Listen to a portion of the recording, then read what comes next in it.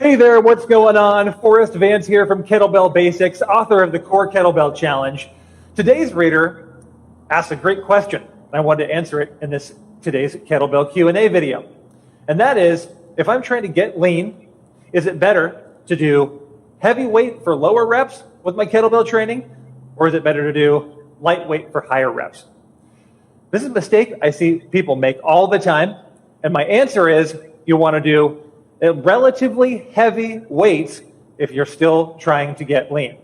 So 3 big reasons why. Number 1, you want to be able to maintain the muscle that you've worked so hard to build. So if you're trying to lose fat, we're going to get to this in point number 2, nutrition is a huge part of the equation.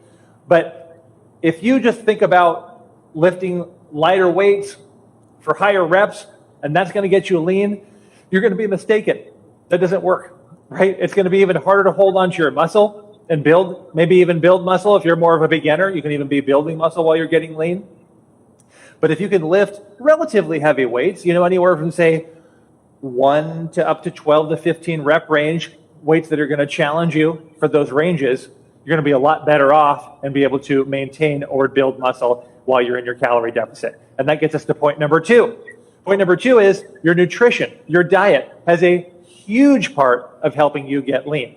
So over the last 15 years, I've probably trained over 20,000 in-person training sessions and worked with thousands of clients in that time, not to mention the thousands of email kettlebell newsletters and tens of thousands of people I've worked with all over the world in that time.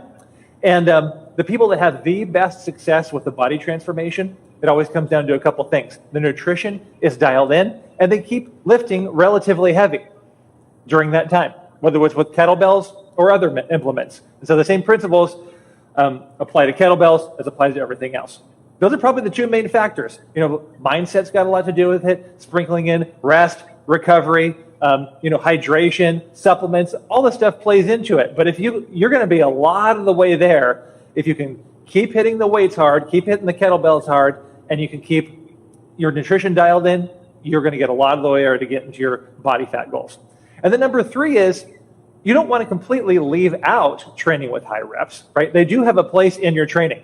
So you can certainly do things like a deload week, or a deload phase, I should say, a week or a phase. What we do is like every few months, probably, if we're training hard and heavy and hitting it really hard, we will actually do a block of 4 weeks where we're doing, 20, 30, 40 rep range, very high rep range with the kettlebells, and giving our body, our nervous system a little bit of a break from the hard training, and then we get back to it. That's probably a better way to treat your lighter weights, higher rep range stuff, than thinking that it's just going to help you lose fat faster.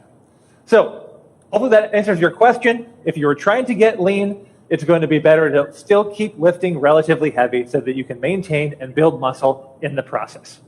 Thank you so much for watching, and so we'll see you again next time at kettlebellbasics.net.